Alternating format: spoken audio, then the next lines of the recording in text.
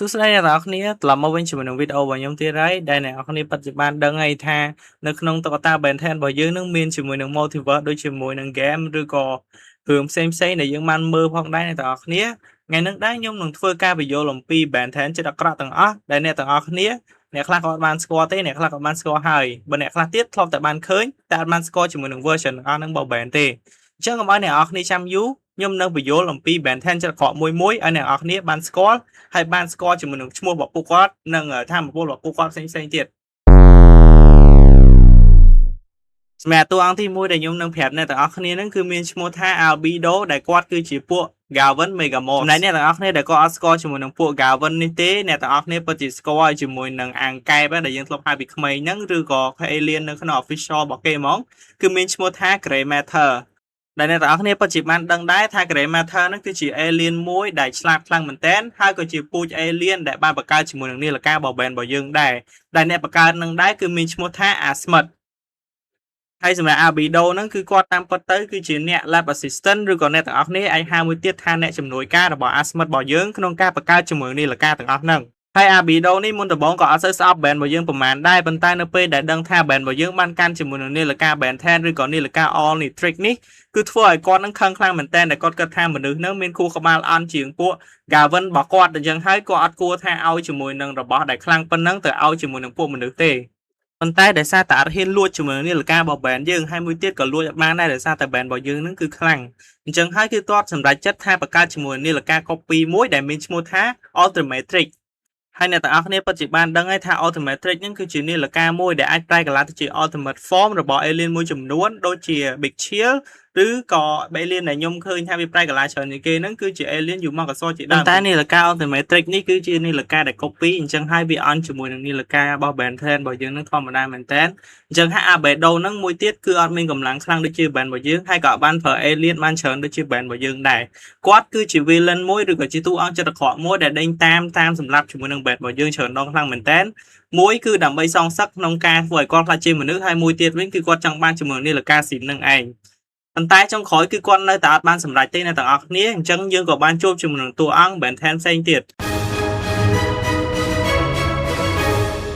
ចំណែក Ben 10មួយនេះវិញគឺជា Anten ដែលនៅក្នុងជាមួយនឹង Alternate Universe ផងដែរអ្នកទាំងអស់គ្នាដែលគាត់បានបញ្ជូនមកដោយ Vigate របស់យើងនឹងគឺបញ្ជូនមកដើម្បីសម្លាប់ជាមួយនឹង Ben នៅក្នុង timeline មួយដែល Ben របស់យើងនឹងគឺអត់មានជាមួយនឹងនាឡិកាដើម្បីការពារខ្លួនទ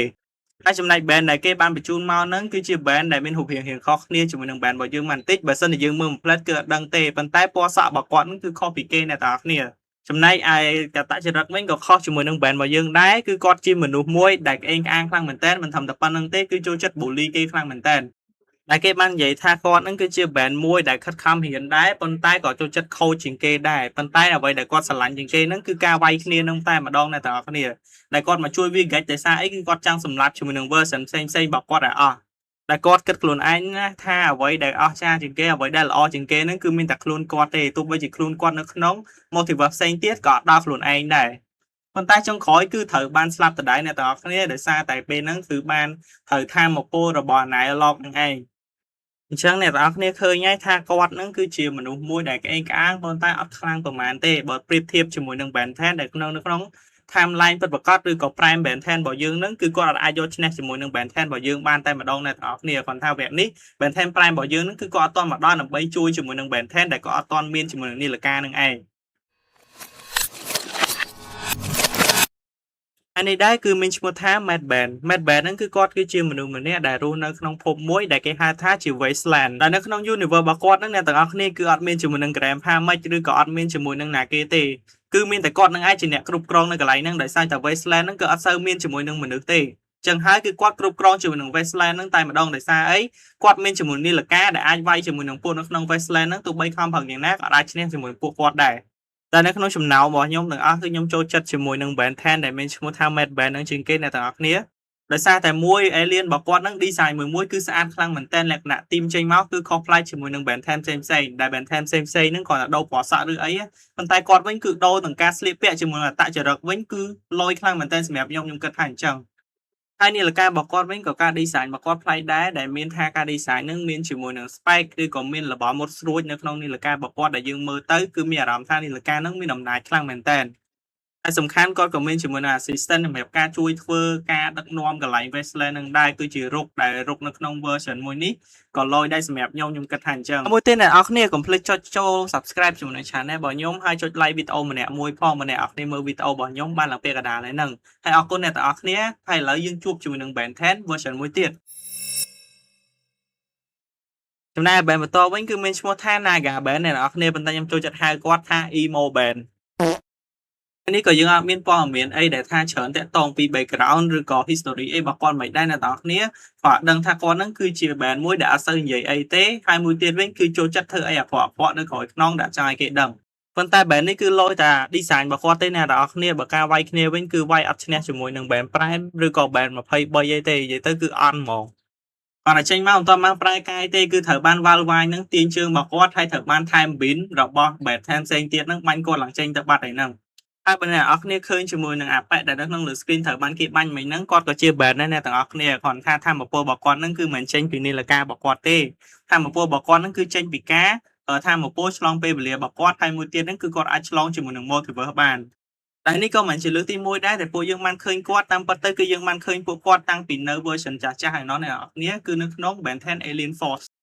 តែក្នុង Alien Force មុនដំបូងគឺយើងបានឃើញគាត់ដែលបានឆ្លងពេលវេលាទៅកាន់ band 10K ឬក៏ band 10K ហ្នឹងឯង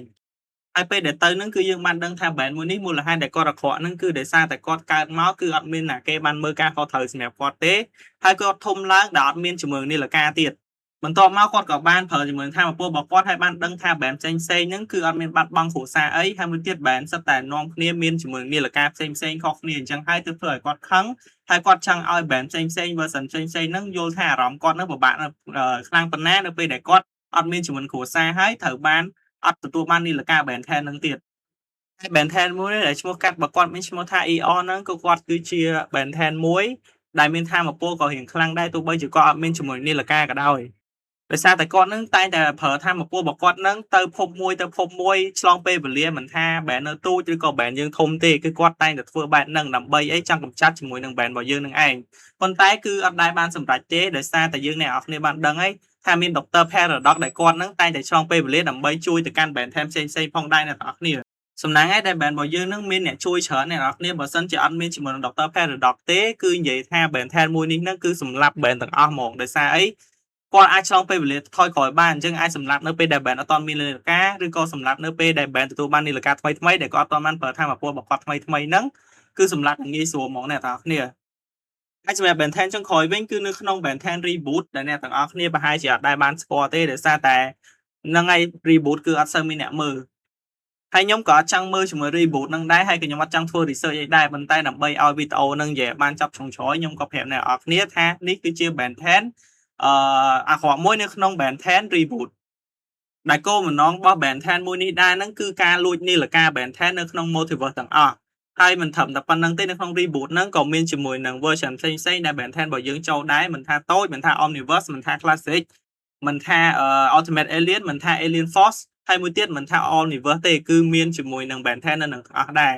ហើយគាត់ហ្នឹងក៏ជាអ្នកដែលបានសម្លាប់ជាមួយនឹង Ben 10បានប្រហែលជា 4-5 អ្នកដែរលួចនីលការបានរៀងច្រើនដែរអ្នកនរគ្នាប៉ុន្តែដោយសារតែចុងក្រោយ band របស់យើងហ្នឹងគឺបានចូលដៃគ្នាគឺមានជា Gwen 10 Ben 10នៅក្នុង band 23 Ben 10 Prime Ben 10 Omniverse Ben 10 Ultimate Alien ទាំងអីហ្នឹងគឺនាំគ្នាចេញមកជួយជាមួយនឹង band នៅក្នុង timeline មួយហ្នឹងតែម្ដងទើបធ្វើឲ្យ Ben 10ចិត្តអាក្រក់ដែលនៅក្នុងរឿង Ben 10 Reboot នេះគឺបានកម្ចាត់ប៉ុន្តែអ្នកទាំងអស់គ្នាដែលបានមើលវីដេអូនេះដល់ចប់តើអ្នកទាំងអស់គ្នាចូលចិត្តជាមួយនឹង Ben 10ចិត្តអាក្រក់មួយណាដែរអ្នកទាំងអស់គ្នាកុំភ្លេច comment ជាមួយនឹង Ben 10ដែលអ្នកទាំងអស់គ្នាស្រឡាញ់ផងហើយវីដេអូរបស់ខ្ញុំក៏មានតែប៉ុណ្្នឹងដែរអ្នកទាំងអស់គ្នាបើអ្នកទាំងអស់គ្នាចង់ support ខ្ញុំគឺងាយស្រួលទេគ្រាន់តែអ្នកទាំងអស់គ្នាចុច subscribe ជាមួយនឹង like វីដេអូរបស់ខ្ញុំទៅគឺបានហើយហើយមួយទៀតអ្នកទាំងអស់គ្នាកុំភ្លេចចូលមើលជាមួយនឹងវីដេអូថ្មីៗដែលខ្ញុំបានផុសផងដែរអ្នកទាំងអស់គ្នាបើអ្នកទាំងអស់គ្នាចង់បានជាមួយនឹងវីដេអូអីឬចង់ request ជាមួយនឹងវីដេអូអីអ្នកទាំងអស់គ្នាអាច comment នៅក្នុងខាងក្រោមបានបើចង់ support ខ្ញុំកាន់តែខ្លាំងទេអ្នកទាំងអស់គ្នានេះគឺជា QR ABA របស់ខ្ញុំហើយអរគុណអ្នកទាំងអស់គ្នាដែលបានមើលវីដេអូរបស់ខ្ញុំដល់ចប់ Goodbye and good luck チャンネル登録お願いします。